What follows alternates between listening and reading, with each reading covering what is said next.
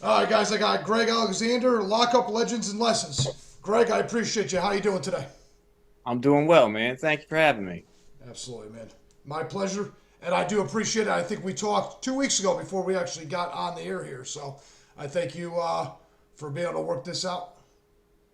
No, of course. It's been something I've been wanting to do is get on a more long form kind of a conversation. And when you reached out to me, I was like, man, that's perfect. Let's make this happen. Good deal. Good deal.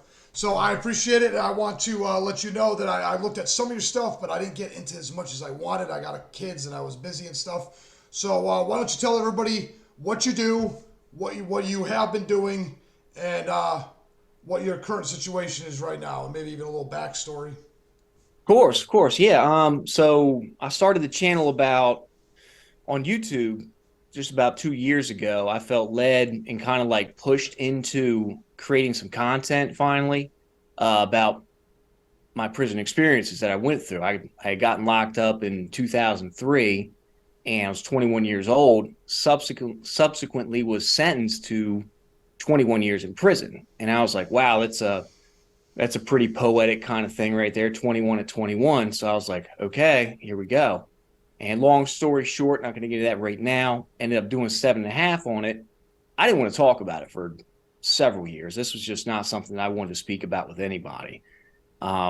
Maybe besides joking with some friends about some stuff like that, but talking about jail, talking about prison, talking about the experiences was kind of like salt on an open wound. So it took me a very long time to get around to it.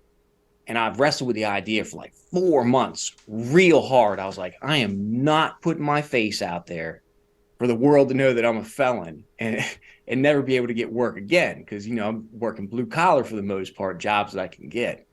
So since then, YouTube's been good to me. It's Lockup Legends and Lessons over there.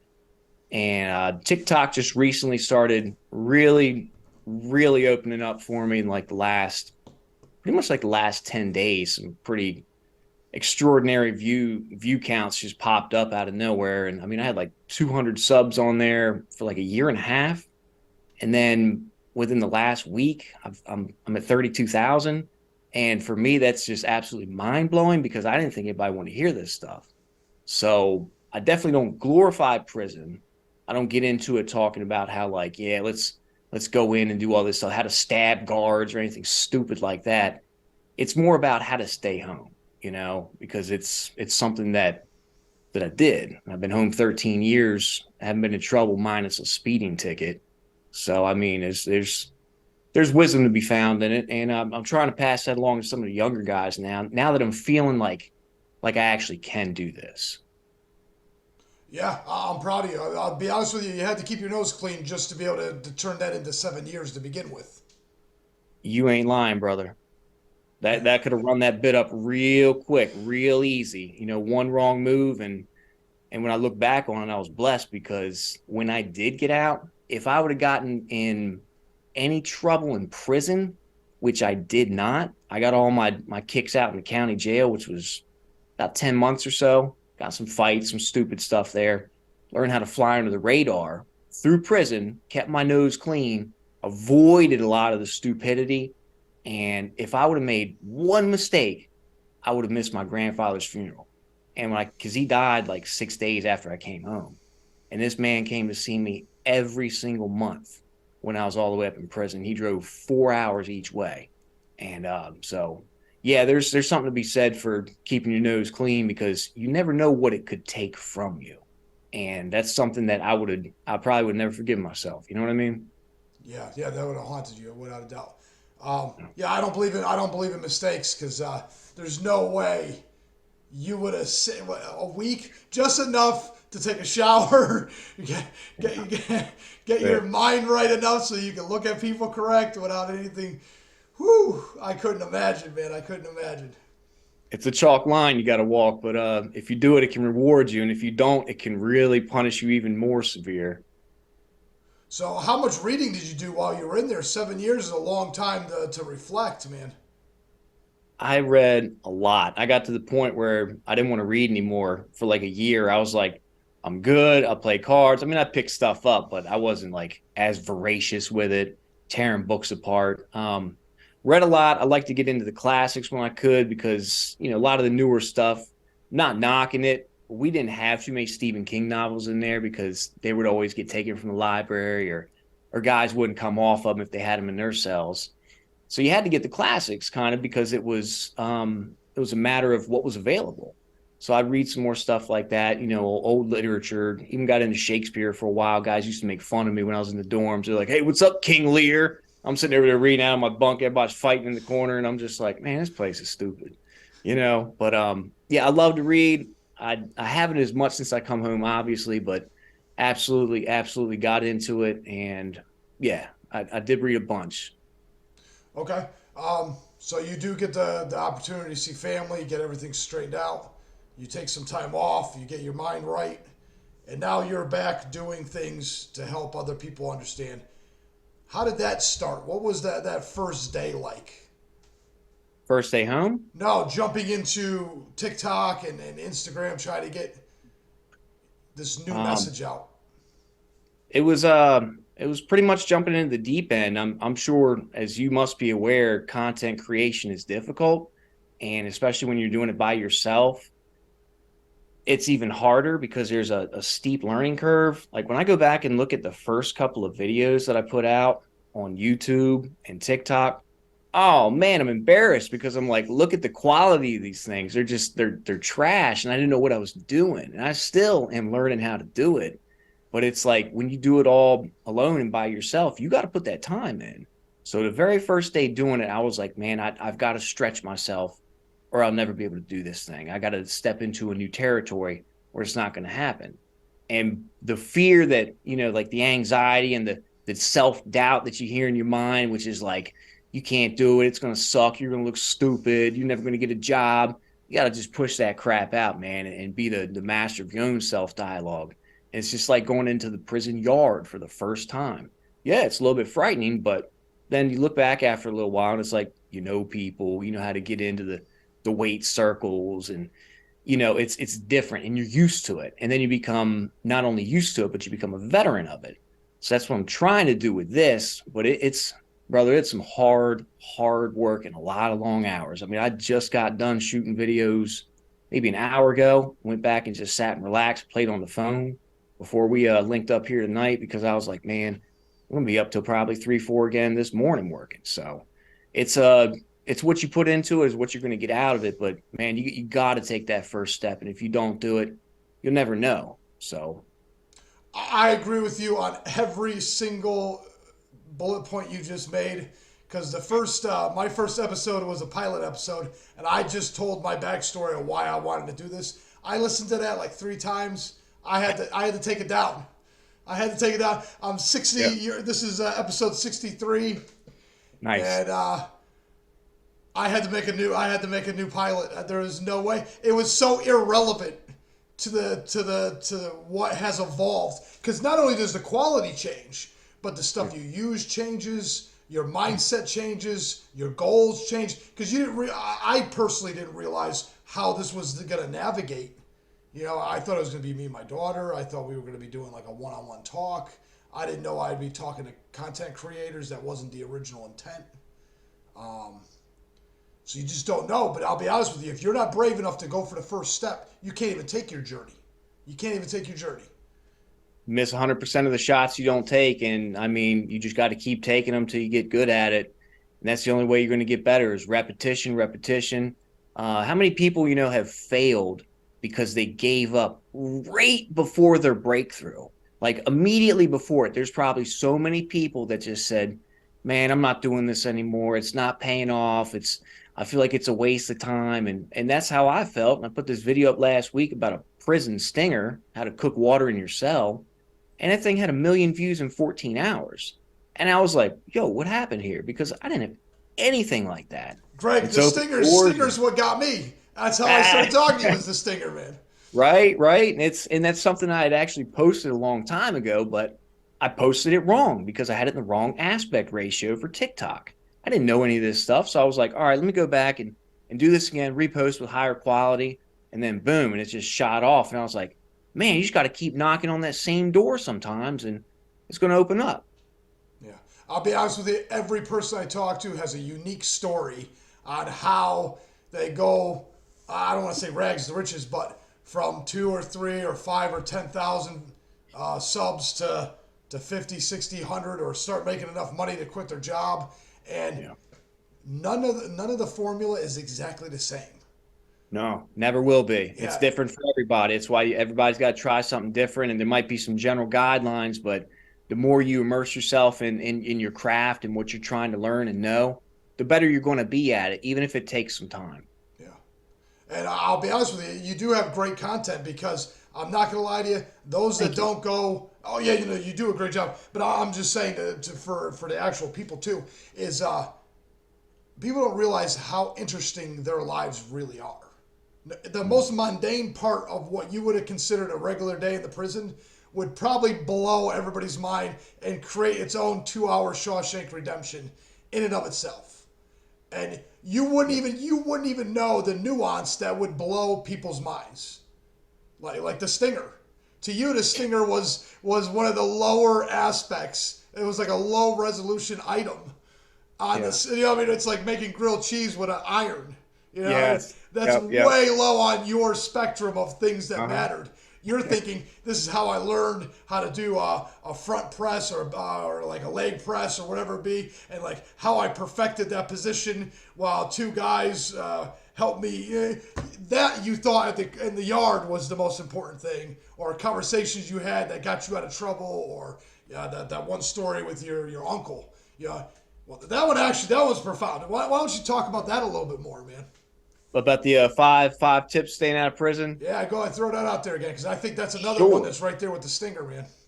I think it's great, man. And there's some things I feel like I'm like, man, this is really good. And then people, it's just like crickets. And I'm like, okay, all right, stinger time, or story time about how a guy got hit in the head with a dumbbell. And everybody's like, oh, this is great. And I'm like, but there's 5 tips too. He was locked up at the same time I was. And we were in different jails throughout the state. Back then you could write to each other. So he sent me a letter. They call him a kite in there, or, like if you're sending a note on the tier, or sending a letter to another jail. A lot of times it's referred to as a kite. So he sent me one of these, and he was just like, listen, because he did time when he was younger, and he was currently in for a smaller, incarceration at this point. And he was like, listen, this is what worked for me. How to go in order? It was don't smoke, don't gamble, don't borrow, avoid the gangs at all costs, and do not make eye contact with people. And that stuck with me. And I was like, okay. So I thought about it, and I was like, the eye contact one didn't make a lot of sense until I started to see it. And I was like, oh, these guys are looking for a reason. So each one of them, and these are just 5 basic ones, because there's a whole handbook unwritten for the things that you need to learn. And it's going to be different from institution to institution. But those were core tenets of like what I use to guide myself through a lot of pitfalls. A lot of other people would just walk right into quickly. And I was like, okay, I'm thinking first, and I'm looking at this stuff. I'm like, how will this affect me? How will it not affect me? Is this a truism or not? And then come to find out, they were accurate, and they still hold to this day. Oh, I believe it. You hear stories all the time. I was fortunate enough not to have to do any serious time myself. I got very fortunate on that. But you hear Good, stories. man. Yeah, you hear stories all the time. Give up those good shoes just so you can avoid that conflict. Yep. Now you were talking about the cigarettes. How about the drugs? How bad were the drugs in jail? Depends where you were at. I ended up putting a video on YouTube. It was more of a long form because I can't do that on TikTok. So I was talking about how I worked in county jail in the kitchen, and part of the job that I had was a nighttime dishwashing job. So I go back and we get the work release trays. Now they weren't too heavy on it back then. Like I said, this was almost 20 years ago. So the guys would tape a pack of smokes up underneath of the tray, the dirty trays, and they'd be in a stack somewhere, and you'd look for them, you'd bring them back. So it's easy to get the stuff in. It's easy to get a hold of it. In certain institutions, it's more wide open. It's almost like open air markets. But it can be gotten. You can make hooch, you can get tobacco, you can do all that stuff if you want to. I chose not to because I was like, these are the things that put me here. Obviously after the county jail, I went through my my bumps and everything. I smoked in there and I did all that, but I quit when I went to prison. I said, I'm done. It's illegal in here. Like, it'll get me a ticket. I'm not trying to get sent back for some tobacco. I mean, it's just for what, like a quick head rush. I can just hold my breath and stick my head between my legs for a couple seconds if I want to do that and not get a ticket. So it's like, this don't even make any sense. But you can get it. It's readily available. So really comes down to just like on the streets. Choice is yours. It always is. Yes, sir. Yeah. It is a wild conundrum.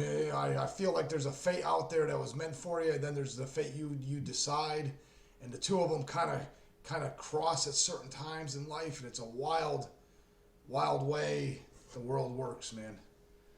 Yeah, I don't understand it. And I mean, can't change the things in the past. You just got to make the best of what you got left. And that's how I look at it. We only got so much time, man. Yeah, and time goes by quick.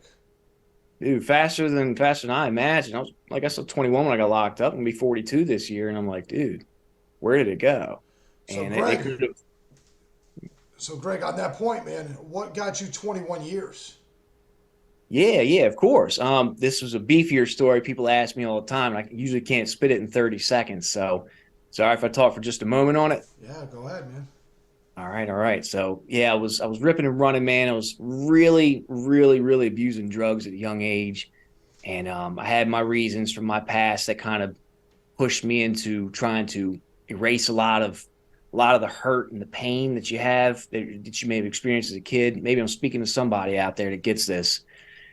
And so I started abusing drugs and alcohol when I was young in my teens, and it just that took that pain away. And I was like, oh man, this is great. Everybody's telling me these drugs are bad for you and all this stuff, but I've never felt better. I was like, this is what I want to do. I want this pain to be gone. So I'm going to do this. And it wasn't anything real crazy at first, experimentation until you're 15, 16, 17, and you get wheels, then you're out there because you're my age, around there at least. These kids, man, they're driving way later now, but we were 15 driving, 16 with a license, etc. And you had more opportunity. So I was out there just a lot of smoking weed, drinking when I could. I get my hands on stuff like acid, ecstasy, pills, whatever was available.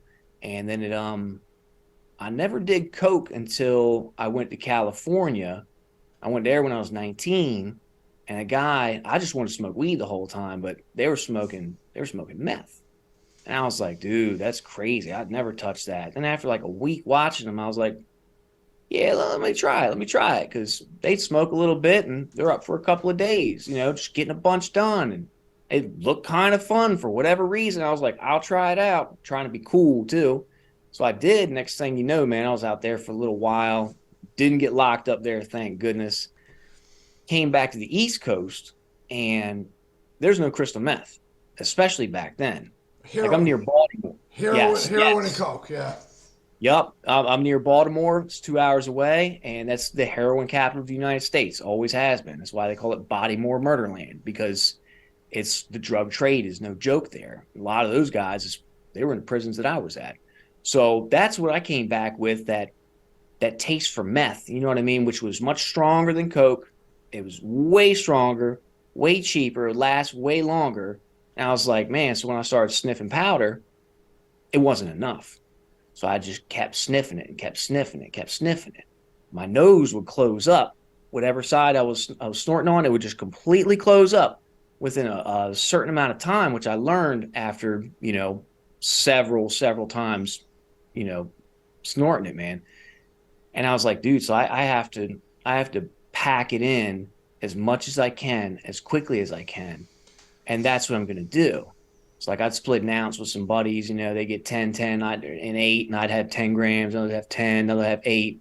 And you get like a little half gram heavy on the top. We'd split that up into 3 piles for your cigarette nummies, and you're ready to roll all night, man. My 10 grams, they were going quick. I didn't play around. So it was like, I got to get some money. Next thing you know, I'm not proud of this, but I got myself a gun. I went out and I started robbing people. And people don't believe me when I say this. That gun was never loaded because I didn't want to hurt anybody. If I could have jump scared the money into my pockets, that's what I would have done. And a buddy of mine was like, why don't you load it? I said, because I'm not getting shot or shooting anybody else. What if they pull a gun? I said, then I lay down and go to jail. Like, well, that's stupid. And I was like, you want to shoot somebody and do life? Like, Maryland might execute you. I was like, I'm not doing that. I said, I'm trying to get high.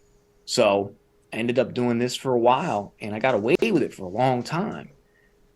Long story short, end up in prison, got ratted out. Guy said something because he got squeezed and told him to us, anything ever happens, just shut up. Just keep your mouth shut. It didn't play out the way I wanted it to, obviously. So I go in and the judge smashed me. They were like, they told me, my lawyer came at me and said, if you don't accept this plea deal, they're going to give you 80 years. And I said, whew, okay, what's the plea deal? And they said, it's open-ended, 12 to 27. I was like, so it could be almost 30. And they're like, if they even go by the guidelines. I'm like, man, this is just getting worse. So I said, all right. And I had to call my mom. I was like, this is crazy. What do I do? And we talked about it. And she's like, you got to do what's best. You got to figure it out. And this is a choice you got to make. And I said, all right, okay. So I ended up accepting the plea deal. And it was for 3 armed robberies and various handgun charges, which I was a bunch of armed robbery charges they gave me. At one point, when I counted the charges up, it was something stupid like 139 felony charges they levied against me to scare me, because after the first set of charges, they asked me to testify against someone else. And I told them, put me back on the block and don't ever come at me without a lawyer again. And they didn't like that. So next thing you know, they're throwing charges at me every week. Every week, here's a new set of charges. And I was like, man, this just keeps stacking up. It got to the point where I was looking at 840 years in prison, and it was almost 200 charges total, but it was like 139 felony charges. You're talking about armed robbery, first-degree assault, second-degree assault, everything that have to do with a handgun, wear, carry, and transport, commission of a violent felony with a firearm. I mean, these are some pretty big charges, and they're scaring the crap out of me. And plus conspiracy charges, people sleep on those, but they don't have to have much, but they can give you, I think it's up to 20 or 25 per. And I had a bunch of those going as well. So I was like, man, I'm really in a bad situation here. So I took the plea deal, and judge was like, all right, I'm gonna give you 8 years for the one count, and I'm gonna give you 8 years for the other count to run consecutive. And I was like, oh man, that's 16. I hope he stops. And he was like, in 8 years, run with the third count. And I was like, oh no. And he was like, to run concurrent. And I was like, okay. Thank God for that. And he was like, in 5 years for the handgun charge to run consecutive. So I did real quick math. And I'm sitting there shackled in court, circuit court building. And I was like, that's 21 years. And I'm just sitting there and I was just stunned. I mean, the courtroom was silent because nobody got smashed like that on this particular day. And he just looked at me with a scowl on his face, and he was like, you got anything to say for yourself? And I just said, thank you, Your Honor. And I went and sat down. I mean, what are you going to say? I'm not going to throw a chair at him like that Dead Presidents movie. That didn't work out for him. Even though it was funny in the movies, I'm not throwing a chair at the judge or lashing out, because it ain't going to get you nowhere but further in the hole. So I went and sat down, and the guy came up after me, had like a traffic violation. I think he got like a couple weekends in jail, and he's like, you okay with that? And he was like, yes, sir, after I saw the last guy. You know what I mean? So it's funny now in hindsight, but in the moment, I was just frozen. I was like, man, they just gave me 21 years. Yeah. So that's what I did. And a lot of people have been asking me, but this is not something I can put on TikTok. It's a short form kind of a platform there. So been trying to get it out, but thank you for asking me, man. I do like to clear that up. Well, Greg, I appreciate your honesty, man, because it's no joke to have to plea deal out. There was a woman on here a couple months ago that had to take the plea deal too, and she didn't feel that it was warranted. All the things. I'll be honest with you, we could probably talk 2 hours on just the judicial system in and of itself and how it's laid out. Because I don't know if the two-tier system, the rich and the poor, are really that honest anymore like it used to be. This ain't the 80s anymore. No. I think after the drug war really kicked into overdrive, there was really a huge turn of events that just changed the way they give out sentences now. I mean, obviously there was other things that are in consideration. There was a high level of hangings and capital punishment back in the day, which kind of alleviated the prison problem. And as they shrink those down, Yeah. I don't know. It's Yeah, I mean rough. the mandatory minimums in the federal prison system, that's something that's, it's concerning. You go from powder coke to crack cocaine, and I've seen guys with a thumbnail of crack get 40 years. And I'm like, that's crazy. So Crazy. there's definitely a huge disparity in what's going on in the justice system. And then people wonder why recidivism is the way that it is. It's like, man, the way you start a thing is not going to be different than the way you finish a thing. And then all points in between it are completely messed up, corrupt. They're just flipped upside down. It's sad. It's a sad state of affairs. And like you said, I could talk all night about that kind of thing for Yeah. real. Yeah. What was the craziest injustice that you heard while you were in there? Because I know you must have heard some wild ones, man. Yeah, I did. I know two particular cases. There was it was a national case. You may have heard of him, a guy named Kirk Bloodsworth. He was from the state of Maryland, and I think it was back in the late '80s, possibly the mid '90s. He was charged with, I believe, the rape and murder of like a 7 or 8 year old girl. And yeah, so it was really bad. He got his sentence was sent off to a very serious prison in Maryland, House of Corrections, which is no joke. That's in Jessup. It's used to be, I don't know if it still is, one of the top 5 worst prisons in the nation, and it was not too far from where I was at. So he was there. Some time later, DNA exonerated him because exactly he did 7 years, and when he came out, I mean, he was on Larry King, and I'm like, how did he get through the cut doing 7 years as that kind of a charge? Yeah, So because that's you a know, you pretty know the prison. They didn't treat him that great. Those guards were a little rougher on him. he didn't check in or anything, which checking in means going to like protective custody or the chicken farm or the chicken coop, we call it. The guys would check in over there. Some guys had to check in, like former correctional officers, former police officers, things like that. They have to. They're stuck there. Yeah. But other guys, like he didn't check in, and he actually somehow survived it. So I give him credit, man. I mean, that guy, he's got a unique story as well. That was probably one of the most known ones that I've heard. But there was 2 guys on my tier who ended up getting their time back. They swore they were innocent. They were convicted of a rape charge, and we were all like, "Wait, what?" And they pulled their paperwork out as you're supposed to show what's going on. And when it's showing in the paperwork how the district attorney, when the lady on the stand said, "I don't know either of these 2 guys that are over there," called a recess, took her into the back. She comes out and says otherwise. The DNA was 2 different guys as well. And this case infuriated me because they were good dudes. One of them, he just got out. I think he did 14 or 15 years. 14 or 15 years. And he was innocent the whole time. And his other buddy that was with him, same guy, and he used to say it all the time. He goes, "Man, I'm not even mad because I'm in here for something I didn't do. I'm mad because I'm in here for something that I couldn't do." He's like, this is crazy. So he did about 4 or 5 on his and got his time back. I mean, the Innocence Project got involved with these 2, and they were right across the hall from me, and one cell over on my tier. And I knew them. These were, you could tell innocence is empowering, and they might have been the Andy Dufresne of the place, the one innocent guy that I knew. So those are probably the 2 most egregious ones that I remember, one that I'd heard of and one specifically I knew of. Yeah. And I don't care what they give you for money or compensation. You can't get that time back.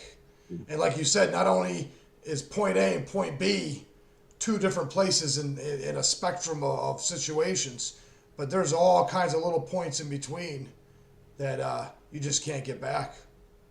You No, can't get you back. can't. I mean, they could have stopped. I got to pause sometimes, so I don't want to say their names. But yeah, these guys, you never know what it took from them. You never know, and that's the what ifs. And it's like, no matter what the compensation is, like you said, it's just not enough because you give it all back for a couple more days. Like if they lost family members, which I'm sure is a good possibility, being 14 years for the one and 5 for the other. you don't get that back. And that's time that you'll never have with your family again, especially when it's a completely blatant case of, injustice and that kind of miscarriage right there. I feel like prosecutors like that should be judged more harshly because they know the laws. And if you're polluting them for your own personal gain or to get a notch in your belt or whatever it is, I think it's despicable. They should lock them up and throw away the key. And they should have an example made out of people like that because they're always talking about making an example, but it's always the people that aren't in charge who don't know others. So that's what makes me really, really sick to my stomach because justice is lopsided. It's all about who you know. Yeah. Well, then it's no longer justice. Correct. Yeah. Yeah. I don't even know what you call it at that point, but it's not injustice. It's When you pathologize a rational reason to lie, you leave a little piece of hell for everybody to experience. yeah. I mean, there's nothing good that comes from the absence of truth. I mean, you might be making yourself feel better, but who's that helping in the long run? You're tricking other people into believing something that's not true. Yeah, absolutely, absolutely. There's no real win-win for something like that. Well, you're on the wrong journey too, because once you start lying, you're living a whole nother existence that has nothing to do with the journey you're supposed to be on. So, I don't know, man. These prosecutors, they're literally they're escalating the negative aspect of what's happening to society and like compounding the problem. Yes, I believe that you're 100% right, and a lot of it seems like their standpoint is almost propagandized in a way to make it a better package. It's like, and I get it, that's their job. They have to sell their side of the story to a jury or a judge, but whatever happened to just, like factual stating of the data. I mean, we see that in the media today. It's like people know they're being lied to in so many different outlets and they're rejecting it. So there's more of an awakening of consciousness now to that aspect of there's a lot of people lying and they can tell. Yeah, and yeah, we're gonna have to. When you try to twist reality, it does have to come back straight again. It will snap back in your face. I'll be honest with you. I look at you taking your plea deal and stuff. It's kind of like you owning your scenario, and maybe that's one of the reasons why you only did a third of what your time was. No, actually, it gets better. I was supposed to do about 14 to 17 on that, but I ended up getting back to court and I was able to get some time back. And again, this goes to not being a knucklehead when I went to prison. When I got there, I was like, man, I don't want to get out and then start to work on myself because if I do that, it'll be too late. I need to do it in here while it's hard, while it's difficult to do. So I took that upon myself and I was like, all right, I got to change. I got to quit. No more smoking, no more drinking, no more getting high. Don't get me wrong. I'm home now and I've been back for a long time. I have a drink here and there, but I don't drink like I used to for sure. I can't do it anyway. I'm too old for it. 2, 3 beers and I'm down for a couple days, man. It's That just just happened to me a couple weeks ago during the Super Bowl. I yeah, had 3 beers and I was done, man. The next day I felt miserable. Couldn't go to the gym, nothing. it's crazy. We're not 25, we're not even 35 anymore. So it's like, you can't shake that stuff. Yeah. So yeah. I ended up just working on me when I got there and that paid off, not only in the aspect of being able to make it to my grandfather's funeral, but also because when I went back and I was able to get time taken back by the circuit court, that is not done. It's just not done. I mean, it was unheard of. They haven't done it in the county I'm at since the 80s. So when it happened for me, I was like, whoa. I mean, I had character witnesses would come in. They're like, this kid ain't what he was. It's not, he's completely different. He's changed, and you hear that all the time, but having good character witnesses like that who know you, good people on your side that have your back. And yeah, it was helpful. I was able to file my own paperwork, get some stuff in and post conviction relief. I filed that when I was working up in the library/law library. And yeah, it was a tough scary road to do that, but it was my one shot. It was literally my only chance to get out, and it worked. And so I'm here now. And he dropped my sentence down to 12 years, and I was just like, it literally turned around from 21 to 12. And I was like, this is good. So I went back to the maximum security prison I was at. They moved me out of the library because now I'm on minimum security at this point, immediately classified, put me out on the road crew. I did that for a little bit, and they moved me back closer to home. I was at a minimum camp, which I hated. They made to pre-release and then eventually work release. And it's just like, you get it how you live.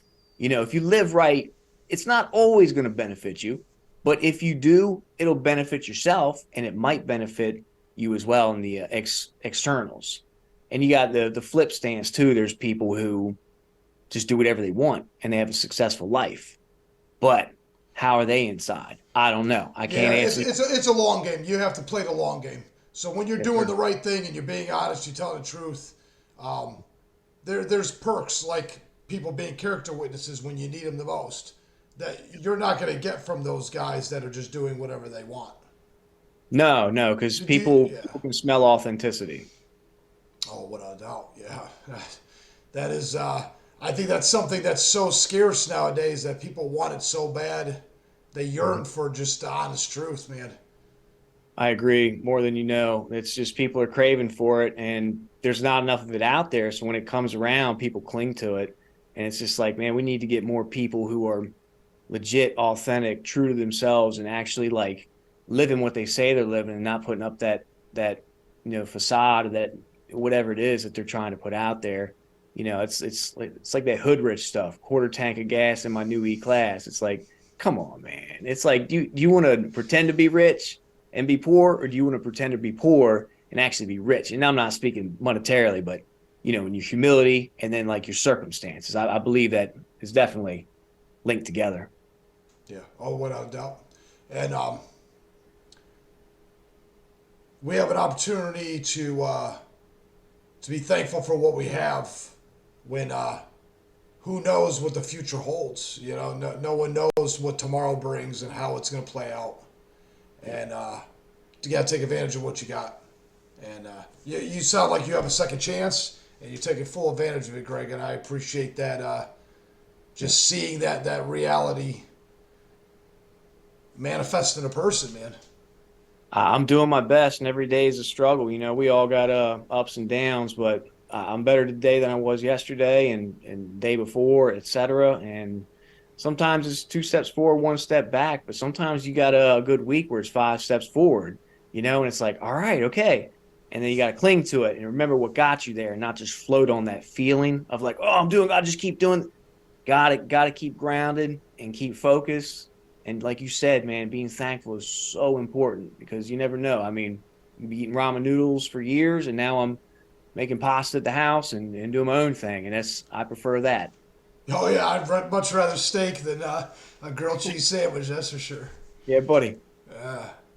So, what's another cool trick you learned in prison, man? What are some of the things that people would not be inclined to know? Well, I like to shoot dice before I went away. I used to shoot CeeLo with some friends, and we played $1 a roll. And so when I got there, there's no dice. I ended up, everything that I talk about, I had to learn from someone else. It's not like I just went in and learned these things or just came up with them. You get around the older guys or the people with experience, and they'll usually hip you to something different. So I was like, man, I'm trying to get a set of dice. And they're like, man, I ain't got no dice in here. You know that. Like, even if you had a board game, they take the dice out because they knew what it was. And so how would I do it? And so we got to make it out of soap. And I was like, okay. So just carve the soap up. And they're like, nah. And then you want to wrap toilet paper around it and use sugar water to solidify it so it gets rock solid. So then you can roll those things off the wall or whatever and keep playing. So I ended up doing 120 days on lockup in the county jail for second fight, and made some dice in there. And I just shot dice by myself to keep busy. I did 750 push-ups every other day, and would just do that and just roll dice and try to read books and try not to. How many push-ups? Say that again. Every other day I was doing 750 when I was in on the hammer, but Yeah. Is that a normal prison amount? Because I'm gonna be honest with you, I've never done 700 in a day in my life. I didn't before that, but I mean, it got to be more later on. I was doing 100 in a set. I would do 300 push-ups before I go out to big yard, and we do like 26 sets of bench that day, like chest. So you really had to get it in, man, and we did. So you got to put that work in, and I'm not as nearly as jacked up as I was back then, but I'm about 15 pounds lighter than my heaviest in there, but I'm healthy. You know what I mean? I got that lean muscle. So yeah, that's 750. Knew a guy who would do 1,000 every day, but he was a lot shorter too. So he had them short arms and a big fat triceps on him. And I'm a lean guy, so it was 750 was a stretch for me. Man, shit, that's awesome. Yeah. Well, you got a lot of time to kill. You got a lot of time to kill. So reading books, Yeah, man. do a couple hundred push-ups, read a couple more books. Mm-hmm. Whew. Yeah, I'm got to sorry. find ways to keep yourself busy. Yeah, man. And at what point did that get redundant and you're like, shit, I've got to find a way to change that up? Um, you have to embrace routine once you get to prison because it's like everything's regimented, and if you can't live by like a schedule and a routine, you're going to have a hard time because the thought in your mind of what you want versus the hard cold reality of what it is, so you kind of have to get in the program, and it's not easy, but I would make myself do things that I didn't want to do. It's um, doing hard things, making myself do the push-ups, making myself do the free squats, making myself read more, just things like that, making myself floss with a piece of sheet string. You know what I mean? Because there's not good dental in there. You can't get floss because people choke each other to death with it. So it's like, all right, let me just do the things I don't want to, so that I can do the things I want to later. Yeah, that's the real deal. It's not I, easy. well, I think the more cushy our lives are, the more we have to push ourselves in that exact same mindset. Mm-hmm. You know, I've got a pretty easy job. I got a pretty easy life, relatively speaking. Good. Moved away from my family, and man, I didn't realize what I had when I had it, Mm. and then other circumstances changed. You realize that you have to put yourself outside of that comfort zone when you do have the freedom to be so comfortable. It's not easy. It's not easy to make your own routine. So to hear you in that situation, I'm like, wow, that you could be in a prison of your own mind sometimes. Exactly, and that was talked about a lot in there. There's books about it in the prison of the mind, and it's true. It's true, and yeah, it's you gotta shift your mindset if you want to see your circumstances change, and that's why I did. A lot of times, guys thought I was crazy because I'd have a smile on my face because I was like, man, I just learned something new today, or I just learned this cool thing, and I was aware of everything around me, but I didn't feed into it all. I wasn't like a part of a lot of the stuff that a lot of other guys were chasing, and that's what I think gave me a lot of peace in there that they didn't have. Yeah, because you're literally if you're still chasing the nonsense, Mm. you're gonna hit the ground running when you get out. Yeah, you're gonna find whatever you chase. Yeah, we're aiming. We're aiming machines. We're designed to aim. It's actually kind of funny how we do that. And you know something new that I learned that I didn't know existed. It took 44 years to figure this out. We don't pick our passions. Our passions pick us. Yes, Is you're so right. is that the wildest thing you ever heard? I mean, that's someone else's observation, but man, once I heard that, I was like, wow, that changed so many things after so many journeys. I'm like, I never realized. I never realized that it's a flipped way of looking at the exact same thing, and it changes. It changes the way you see certain stuff, man. 100%, man. It's so true, and if you haven't felt it, you probably haven't discovered it yet. So it's something, if people are seeking that, then they should probably just keep turning over stones and seeing what there is. Can you imagine the Greeks probably found that out thousands of years ago, wrote it down, and no one read it. Yeah, or it got burned up in the Alexandrian library or Yeah, something. I mean, yeah. it's just Because like, those guys had time to think. They yeah, basically were sitting in a small city where they had the time to do what you were doing in that prison, reading and that's exercising and really meditating on things. Because I find now that I've actually taken the time to pay attention a little bit. I was struggling with something with the editing here and doing what I'm doing, and I was like, okay, I have to build this set behind me to do what. I was like, I don't need to spend all this money on this bracket and all these things. So I'm sitting there at Home Depot, got my hand up on this bar that's got all the 2x4s up, and I'm like, okay, $150 for this and a bunch of brackets. And I'm like, damn it, I don't have the money for this. I really don't. And it's not even going to be convenient. This is going to be so inconvenient. So I sat and I just went silent. I said, I'm going to just go silent for a couple minutes and just think. Ripped the desk out of the wall from the one I built, moved it 90 degrees and put the wall that I have behind me, solved two of my problems in one, didn't cost me a penny, and it just took 5 minutes of quiet. Five that's minutes it. of quiet. It took me years to realize I needed to just be quiet once in a while. I'd constantly have music going, or I would talk too much, and all of a sudden, you just go quiet for a minute and really just slow down. Yeah, I mean, there's a lot of truth to that. I mean, the Buddhists really mastered it in so many ways. I mean, they truly did. They would sit down and they would, and those guys are calm, and you can tell they got that, inner whatever about them. But you're right, man. It's you got to slow down because I'm like you. I'm a doer. I want to do things. Like when I first started shooting my videos, they were in my office where I just try to do my work from home on a computer before I start doing this. And then now I've since retrofitted my living room because I was like, all right, let me pull this table off the wall and put some stuff up over here, move some things around because the light's better, the sound is better in here. I don't think my wife likes it all the time. And I'm like, listen, don't move the table. This is what I'm doing out here. And she's like, okay, all right, whatever. I'm not going to touch it. And I'm like, okay, thank you, thank you.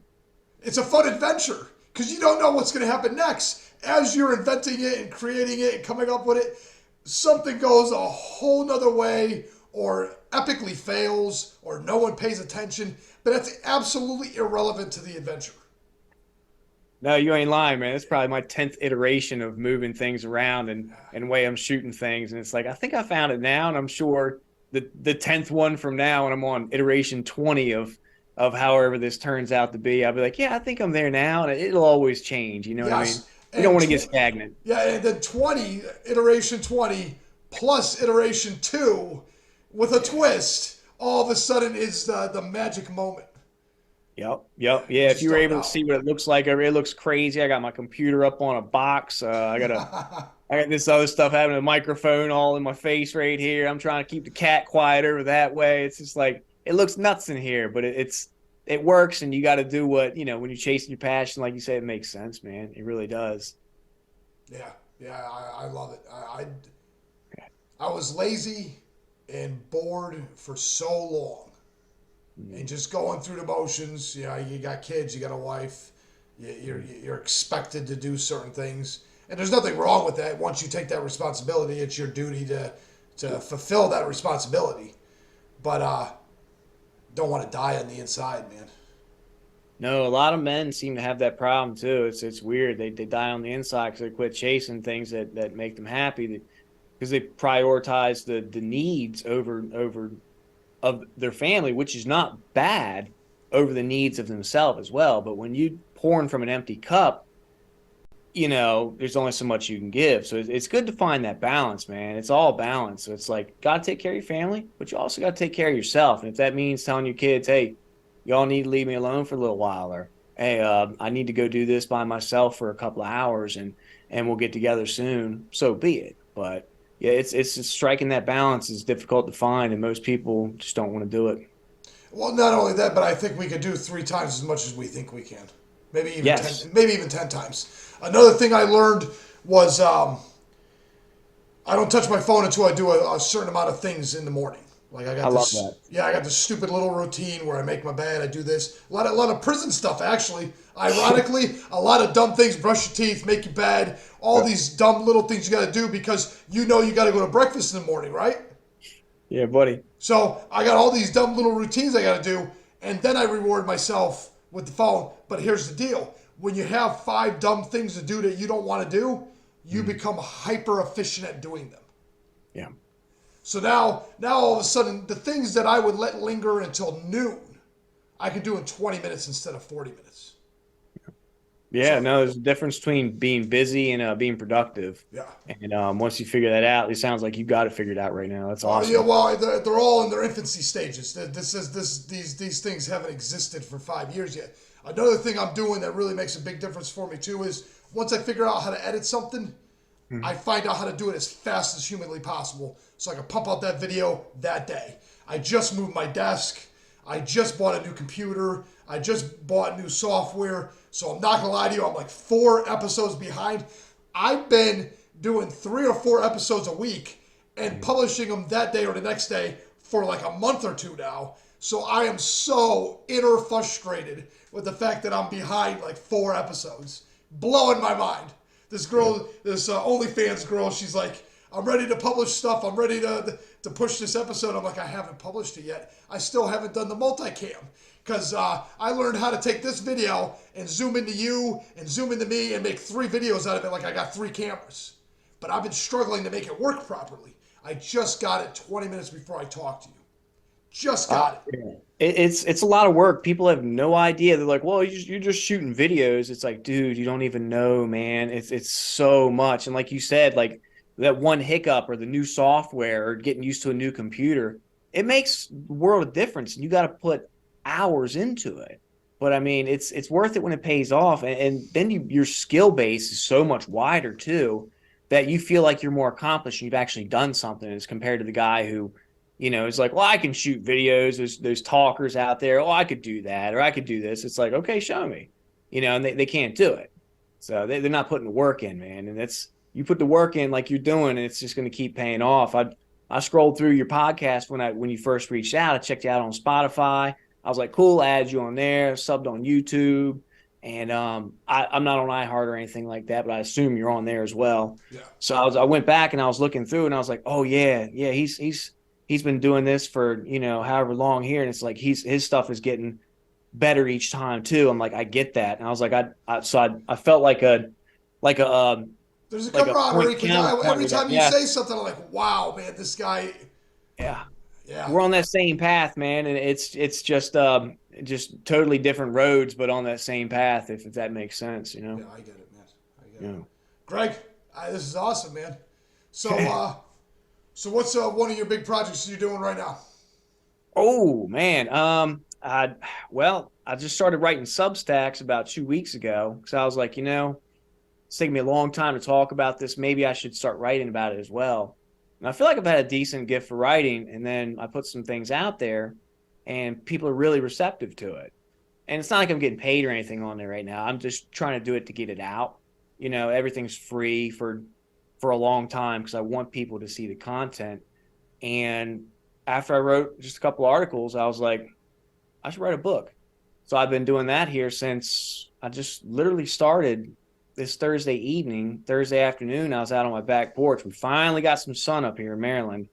I sat outside. I was getting, Uncle Fester looking rough. So I went out and I took the shirt off, got a little sun on my face, and I wrote an outline for the book right there. And I got the whole thing. And I was just like, this is what I needed. I needed this outline. So I started writing it.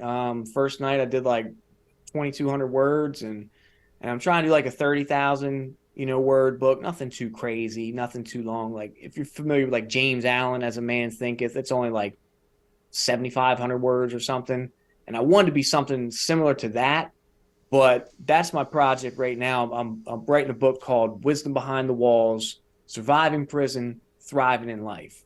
And I'd always kind of wanted to do it, but now that I've got the outline, it's starting to happen. And I'm just squeezing it out of my brain and just sitting down when I don't think I have anything to write. I just start, and then things come, and then it's good. So I feel like I'm on the right path because it just keeps happening. Like I keep getting these downloads for it that I didn't have before, and it's exciting. So that's my big project right now. But content creation is number one.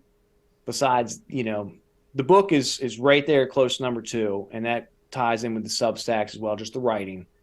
but content creation, because like I said, TikTok really popped off, and I'm like, well, I got to feed it because that's what's hungry right now. So I'm watering that side of the grass. And yeah, I'll try to shoot a couple videos a day if I can.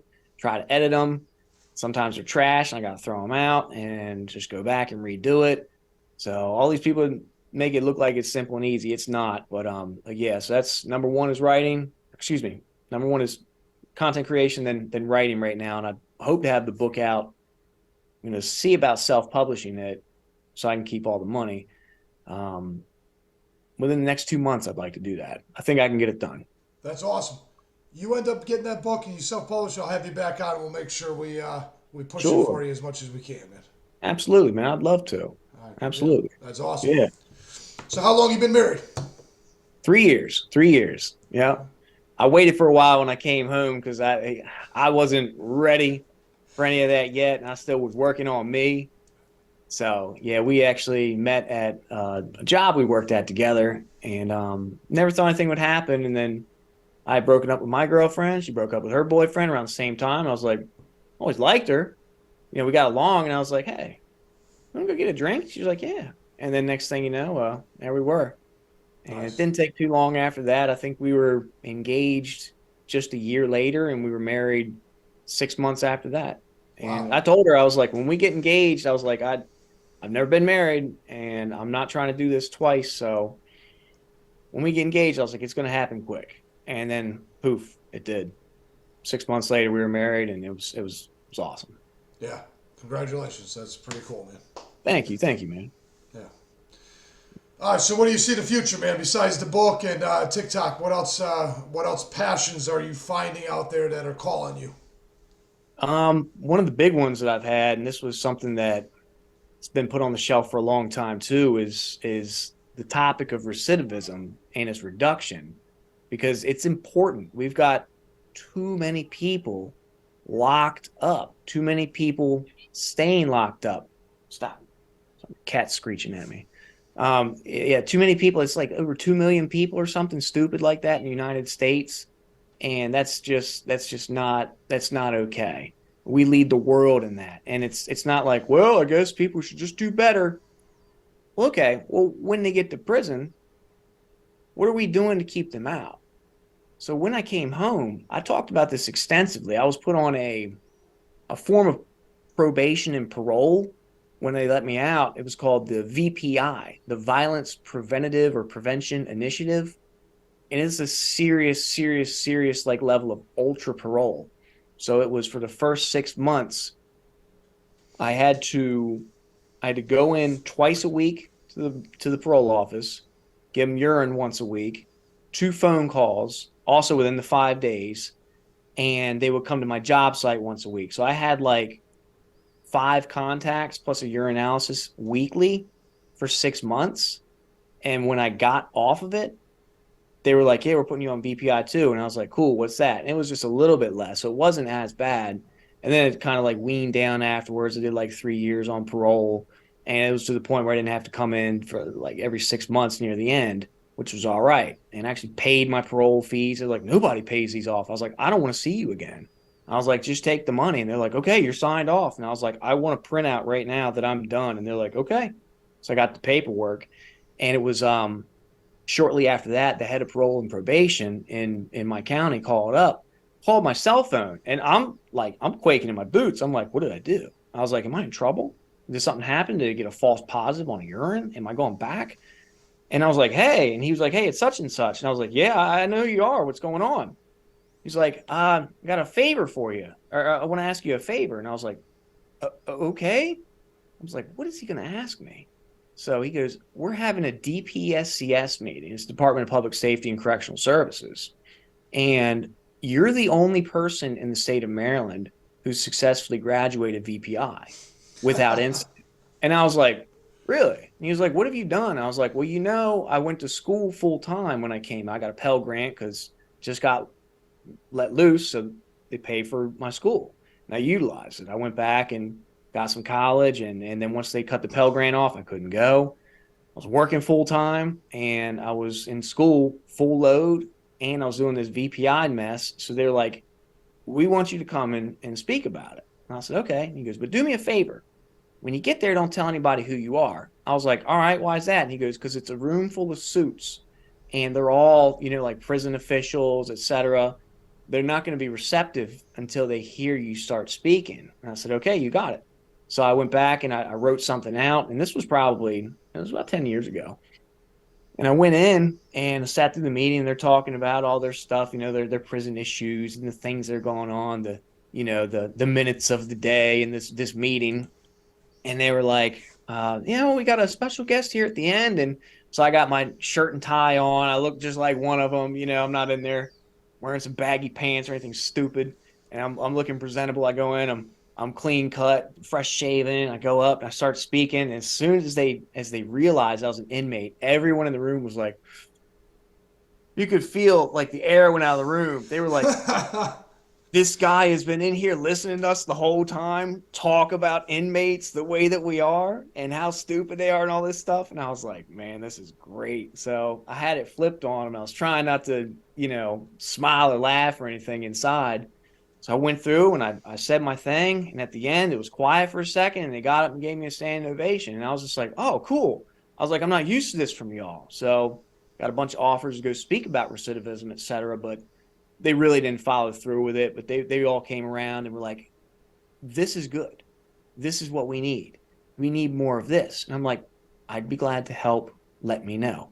So I've offered my services before in this and people usually don't take them. And I'm like, I don't know if you don't want the problem to be fixed or if you just don't think it's going to be fixed by me. And I'm not by any means the guy, but I am one guy who has an example of what I've done, not just do as I say, not do as I do. It's like, listen, I actually forged this path. It was like a pathfinder in a way for a lot of people in this situation who don't go out and pioneer something new and different. There's a fear of success that a lot of felons and convicts have. And once you get over that, when you show somebody else, it's almost like climbing Everest when they're going up and the Sherpas go up and then they put up a next rope. You don't know where the thing is through the fog, etc. All you know is there's one ley line up there and you got to get to it. And then once you get to it, then there's another one, but you got to get to each one to see the next. And I think that's so important that people have the desire to not want to go back, but not only have the desire to not want to go back, they have to take the uncomfortable steps that make them the person they may not want to be so that they don't go back. You can't just get to be who you are and also get the results of success. Like you can't just eat donuts all day and not work out and get a six pack. You got to get that sweat equity into it.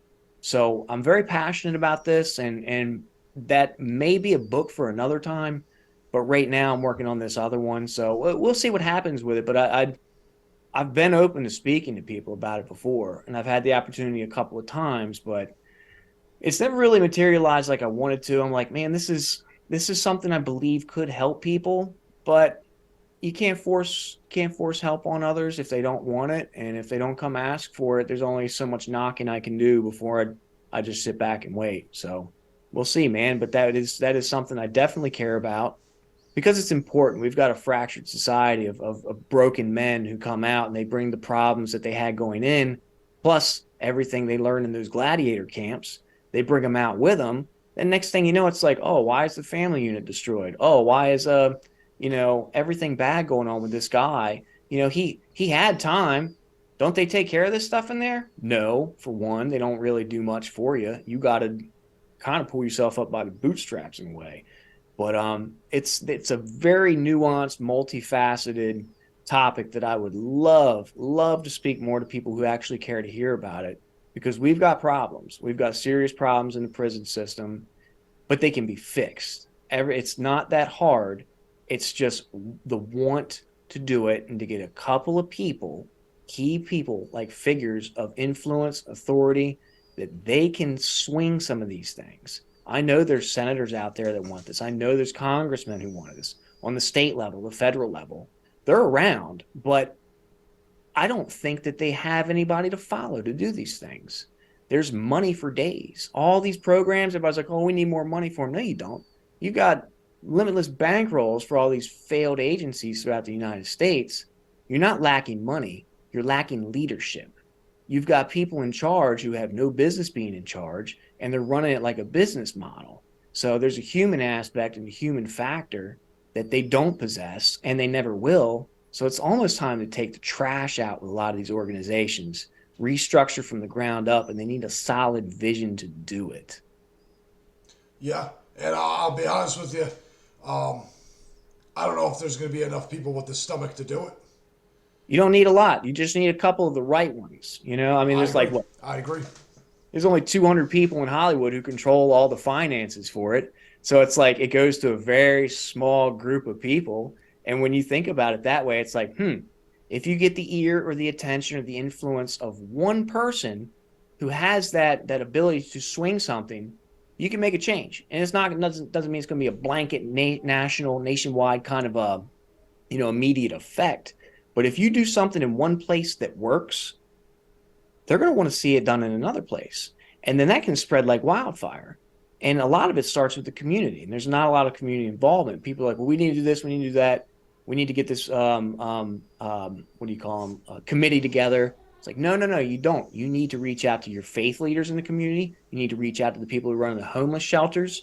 You need to reach out to the people who are business owners who have a receptivity for this kind of a change because it can happen.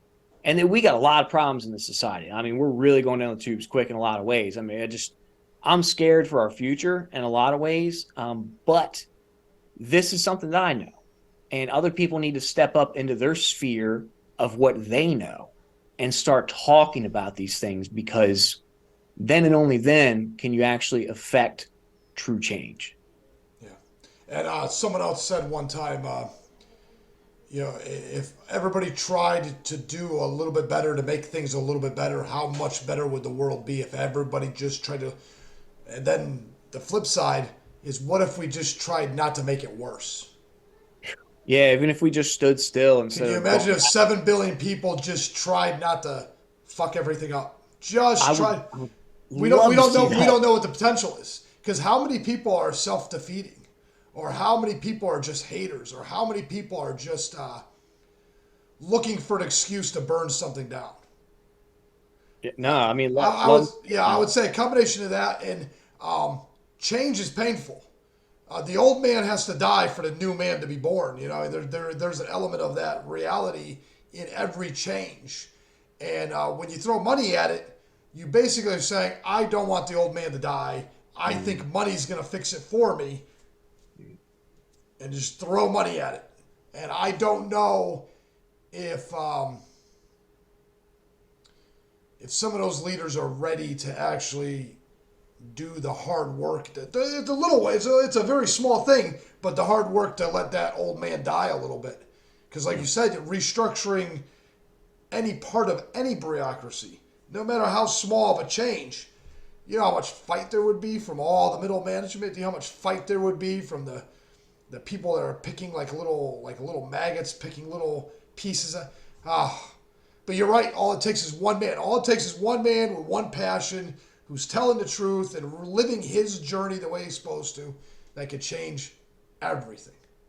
Absolutely. I mean, love him or hate him, look at Elon Musk. This is one man. He started small. I think he coded a video game and he got 500 It bucks. sold it. Yeah. The company sold the Yeah, company. Yeah, it escalated so fast. And I everything. So think he built on. that's a very important aspect. I think you're on the correct journey. You're doing the right thing. You're doing what you're supposed to do. When things escalate in a way you don't see it happening, and you start going on these tangents and writing books or setting up your living room a certain way or moving a table 90 degrees, things that you wouldn't have saw even happening. I didn't realize I'd be, well, that's a whole nother thing. I don't even want to get into that because I could go down a whole rabbit hole there. But Nah, go ahead. Go ahead. no, I can't. I got to go get my daughter from work. All right. I'm good. Good. But Good. Of Greg, I appreciate you, man. I wish I had another hour.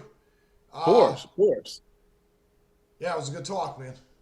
Yeah, no, thanks for having me, man. I appreciate it. If you want to get into this stuff deeper anytime, you let me know, man, because I could talk 2, 3 hours about prison, recidivism easily. It just flows. I mean, because it's in there, so it's not hard to come out. I don't have a lot of dead air when I talk. You know what I mean?